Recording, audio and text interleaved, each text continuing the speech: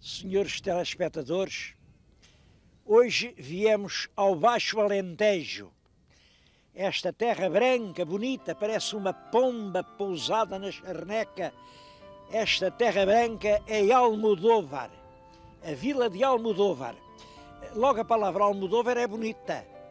Almodóvar é uma palavra árabe, Almodóvar. Bom, e quer dizer rigorosamente em português, o redondo. O redondo. Bom, o redondo, isto quer dizer, provavelmente, a gente nunca sabe a verdade, a certeza, mas tudo indica que a terra outrora devia ter uma fortificação em redondo que desapareceu, como é natural, porque aqui para o sul as fortificações não eram de rochedos, de granito, como lá para o norte, não. Aqui era taipa e o tempo desfaz a taipa. Ao lugar onde havia essa fortificação ainda hoje se chama o Castelo. Mas é claro, olham para lá, tudo o que lá hoje podem ver é o depósito da água da vila. Mas era à volta daquele morro que havia uma muralha redonda, uma Almodóvar.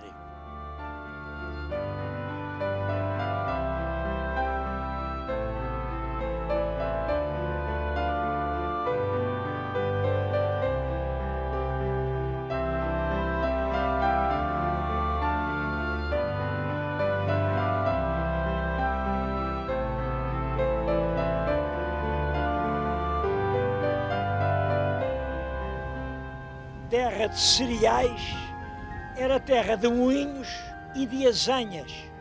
Moinhos nos montes, azanhas nas ribeiras.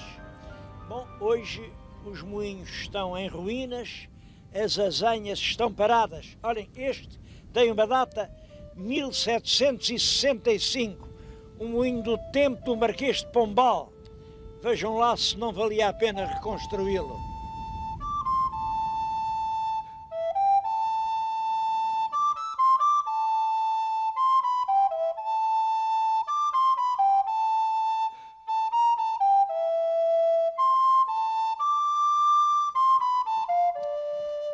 Os rios e até as ribeiras eram as estradas na antiguidade. Há pequenas ribeiras de hoje que nós sabemos perfeitamente que foram grandes vias de circulação há muitos séculos. Bom, e eu acho que aqui em Almodóvar aconteceu isto, com ribeiras que iam até ao Guadiana, ribeiras que, por outro lado, iam pelo Mira até ao Atlântico, ribeiras que penetravam no Algarve. Isto aqui era um entroncamento de ribeiras. E, é claro, os entroncamentos são sempre centros de civilização. Acho que é isso que explica que aqui em Almodóvar tenha aparecido um conjunto arqueológico extremamente importante e ainda hoje mal conhecido. São as mesas do Castelinho. Havia assim umas grandes barreiras de terra que, vistas de longe, pareciam mesas.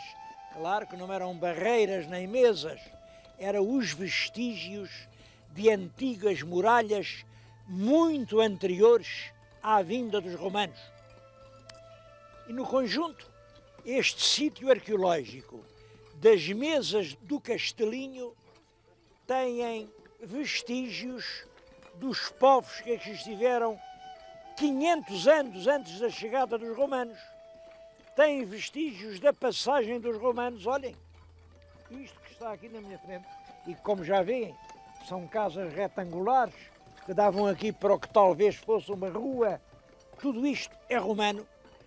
Bom, isto e o mais que se não vê, porque para esse lado, toda esta lomba, tudo isto por baixo tem construções arqueológicas. Bom, mas o cabeço continua cheio de terras, além vão ver o muro que deve ter sido construído no século V ou VI antes de Cristo, portanto para defender o povoado que aqui se instalou. Mais tarde vêm os árabes e no século IX ou X, ou XI, não sei, já numa fase tardia, fazem ali um castelo, esse é que era o castelinho. O castelinho, que depois, é claro, foi terraplanado, derribado, mesmo assim, como estão a ver, ainda hoje se percebe perfeitamente que era uma fortaleza.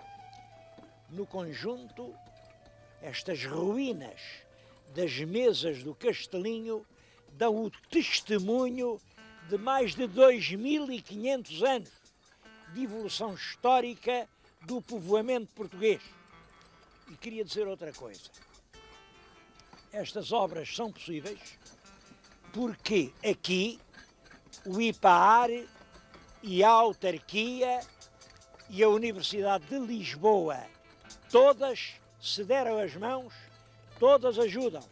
Uns pagam umas coisas, outros pagam outras, e é dessa convergência que se torna possível este milagre, que é pôr ao sol uma cidade de há 2500 anos.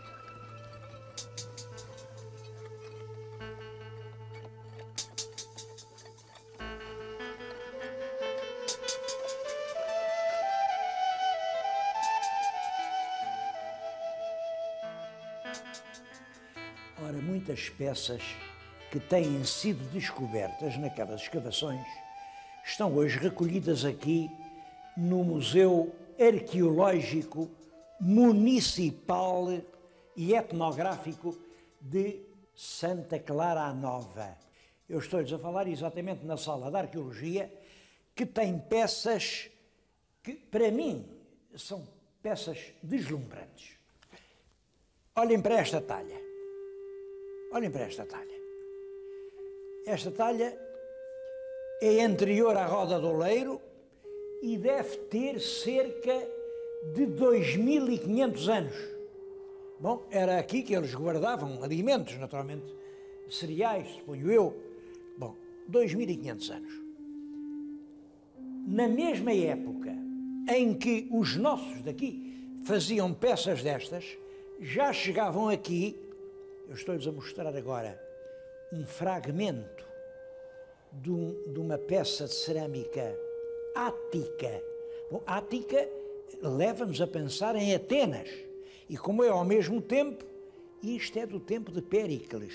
É claro, é uma peça muito fina, ainda com vestígios de pintura. Há outras peças, também áticas, pequenas peças, mas que mostram exatamente isto. A convergência de civilizações. Ali vêem também uma lindíssima talha de origem mediterrânica, aquela feita já na Roda do Oleiro, e é contemporânea das outras que vêm ao lado, que são ainda de cerâmica manual. É a cultura do Sul e a cultura do Norte. Bom, e isto continua, tem muitas peças a acabar numa rica coleção de peças já muçulmanas, enfim, já muito mais perto de nós. Mas o museu não tem só isso, o museu tem uma reconstituição do que era a vida aqui no Baixo Alentejo, há 100 anos, tem tudo, tem desde as oficinas, desde o ferreiro, tem ali a professora que está a mostrar aos seus alunos um livro que me comove, como se aprende a redigir. Bom, e tem a oficina do sapateiro. Vejam aquele par de sapatos. O direito é igual ao esquerdo.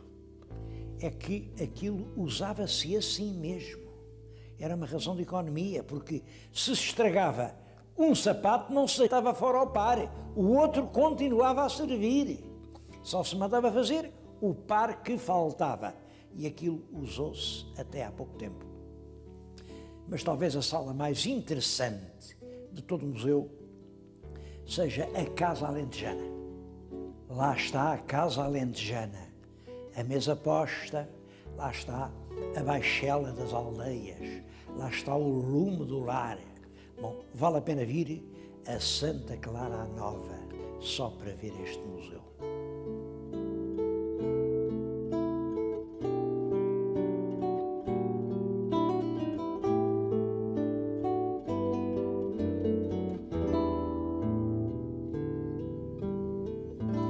mas há muito mais para ver em Almodóvar. Esta casa em que eu agora estou deve ser uma casa aí do século XV e foi a primeira Câmara Municipal de Almodóvar. Aqui reuniam-se os vereadores e lá embaixo era a cadeia. É engraçado ver a porta da cadeia. Fizeram bem quando restauraram a casa, deixaram a porta da cadeia. É impressionante. Hoje serve de museu que guarda uma parte da pintura de Severo Portela. É um pintor com interesse, Severo Portela. A parte da obra dele que se encontra aqui não é a mais importante nem a mais significativa. A obra dele está um pouco dispersa por todo o país, mas aqui há vários quadros que nos dizem bem, apesar de tudo, quem ele era. É um homem que se apaixona por esta região, viveu aqui a vida quase inteira, ele casou cá e passou aqui até morrer, foi morrer a Lisboa, mas quis enterrar-se aqui. E amava muito esta paisagem e esta gente. Há ali um quadro que representa a paisagem de Almodóvar, que eu acho que é uma das obras-primas de Severo Portela, e que só quem gostasse muito desta terra é que podia pintar aquele quadro. Bem, há aqui um outro, estes instrumentos de música, isto é muito significativo. São instrumentos de música, mas eles não tocam. É uma música que já passou. Severo Portela, ele morreu em 1985, eu lembro-me perfeitamente dele, lembro-me das exposições dele e lembro-me de que era um pintor extremamente contestado. Dizia-se, não, ele não é pintor, ele é um escultor que, em vez de esculpir, pôs-se a pintar. Ele dedicou-se muito aos temas históricos, aos temas patrióticos, pintou muitas câmaras municipais, muitos grandes conjuntos. Bom, todavia, ele era um grande pintor que talvez não tivesse dado tudo quanto podia, mas era, sem dúvida, um grande pintor. Quanto à casa, há uma história engraçada, uma lenda que toda a gente repete aqui. Repetem até os livros. Há livros e livros que tinham a obrigação de não dizer tolices. Que dizem, foi aqui, nesta cama, se calhar foi aqui neste quarto, que dormiu el rei Dom Sebastião, quando, em 1578, ia de viagem a caminho de Alcácer Quibir, de onde, como sabem, nunca mais voltou. Bom, a verdade é esta, o Dom Sebastião embarcou no Restelo e desembarcou em Cádiz, foi de navio, e acho que já nessa altura era difícil vir de navio a Almodóvar. Sabe-se perfeitamente a que horas embarcou, a que horas a viagem, isso é perfeitamente conhecido. Mas reparem como as lendas se instalam. Hoje qualquer pessoa nos diz isso. Olha, naquela casa dormiu, naquela noite em que passou aqui, el rei Dom Sebastião a caminho de Alcácer Quibir.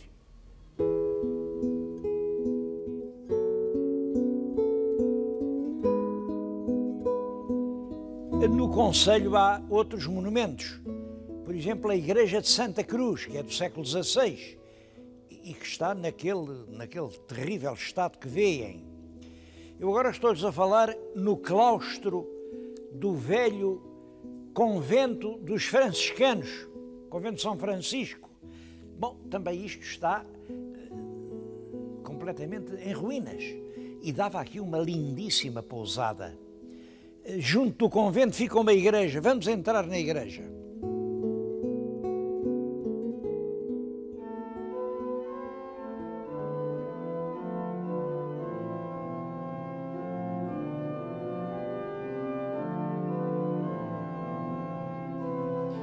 Como veem, tem talha magnífica.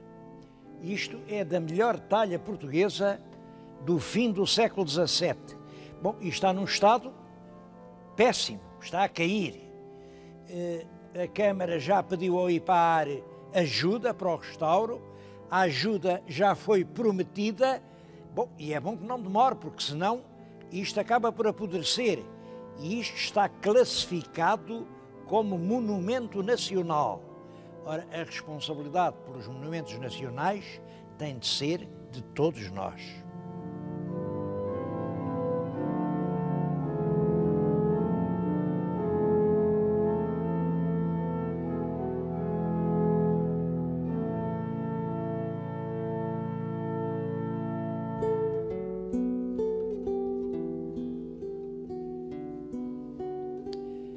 Almodóvar foi durante muito tempo considerada uma terra de artesãos. Eram daqui os sapateiros que faziam as botas para meio Alentejo. Eram daqui os tecelões que faziam as mantas para resguardar do frio, os oleiros, os latoeiros. É claro, tudo isso pertence ao passado, mas eu quis mostrar-lhes uma coisa que me parece interessante. Uma escola, uma velha escola de sapateiro. É mantida com a colaboração da Câmara Municipal para manter esta arte. Aqui o mestre está além, ele chama-se, é o Sr. Francisco de Almeida, mas ele só quer que lhe chamem Mestre Chico Pequenino. É assim que lhe chamaram desde que era pequeno e assim lhe continuam a chamar. É um grande animador das atividades locais e continuam a fazer realmente calçado como o era antigamente.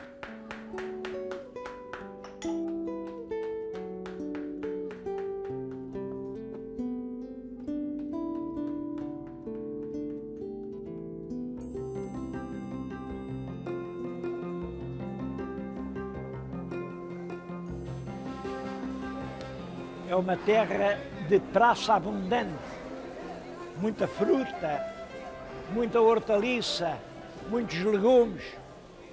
E o peixe daqui às praias do Algarve é uma hora de estrada.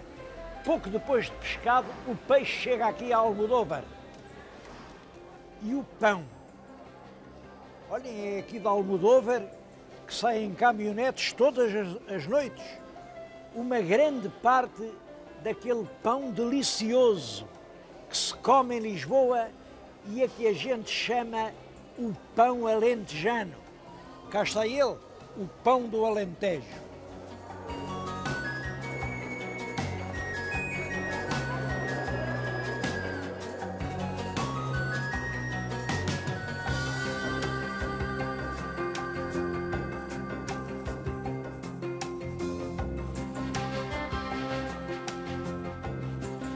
O Concelho de Almodóvar tem cerca de 700 km² e cerca de 9.000 habitantes. Bom, mas esta população está a descer. Esta população aqui há 40 anos era o dobro, andava por 18.000 habitantes. Bom, e é possível que continue a descer. A explicação também é simples. Como sabem, as áreas rurais estão a ser abandonadas. Hoje as pessoas preferem a cidade, preferem sobretudo o sítio onde haja trabalho e salário industrial. Onde não houver indústrias, as terras ficam abandonadas. Olhem, eu vim falar-lhes uma aldeia muito bonita aqui, na Serra do Caldeirão, e naturalmente gostava de lhes dizer o nome da aldeia. Corri aquela rua, fui lá abaixo, não encontrei viva alma. A terra só tem cães, só cães encontrei, mas não encontrei senão bichos que naturalmente não puderam dar informação nenhuma. É claro que há um outro aspecto, é que neste Concelho de Almodóvar, aqui encostado às serranias do Algarve e com paisagens de uma extrema beleza. O meu telespectador venha aqui na primavera, num dia de sol. Eu hoje estou-lhes a falar no fim de setembro, quase à chuva. Isto não dá nem uma pálida ideia da beleza destes vales. São realmente maravilhosos e têm condições turísticas verdadeiramente excepcionais.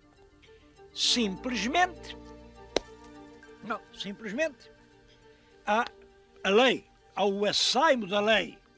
Tenho aqui o Diário da República. O Diário da República tem o PDM, que inclui, claro, a legislação da reserva ecológica. E a reserva ecológica aqui no Conselho, eu tenho aqui o mapa, devo-vos dizer que eu acho que mais de metade do Conselho é reserva ecológica. Devo dizer que eu sou absolutamente um defensor dos critérios ecológicos, mas penso que não é ecologia uma lei que diz é proibido, é proibido, é proibido, é proibido, é proibido, é interdito, é interdito. A ecologia não manda proibir, manda orientar, manda desenvolver, manda estimular.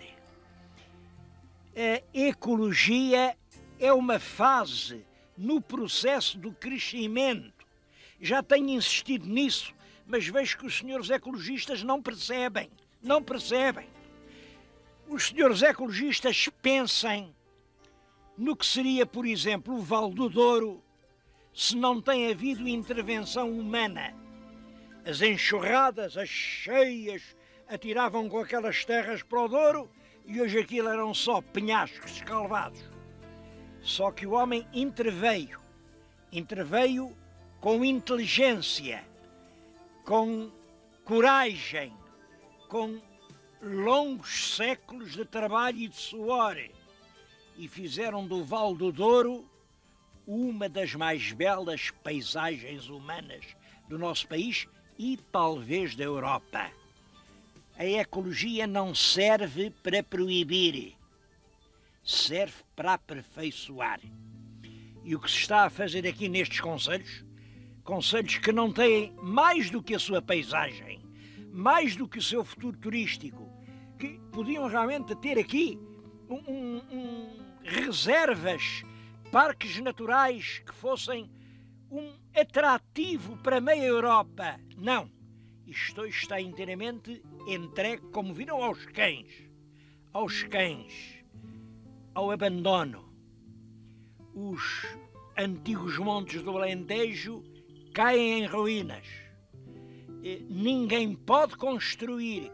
E mesmo para reconstruir um monte, os senhores imaginam lá as dificuldades que há. Olhem, um amigo há bocadinho dizia-me que a irmã tem aí uma herdade com 70 hectares. 70. Isto lá para os meus sítios é um condado. Quis fazer uma casinha. É proibido, porque aqui tudo é proibido. Isto não é uma legislação, isto é um assaimo. É urgente, absolutamente urgente, fazer uma nova legislação em todo o seu conjunto, que em vez de proibir, em vez de atar e impedir estes concelhos de tomarem parte na grande corrida para o desenvolvimento, os encoraje, os ajude e os estimule. Proibir não resolve nada, podem estar certos disso. Proibir é pretender manter no futuro estruturas idênticas às do tempo do feudalismo. É agarrar o futuro ao passado. É como atirar um nadador à água já com correntes de chumbo que o levam necessariamente para o fundo.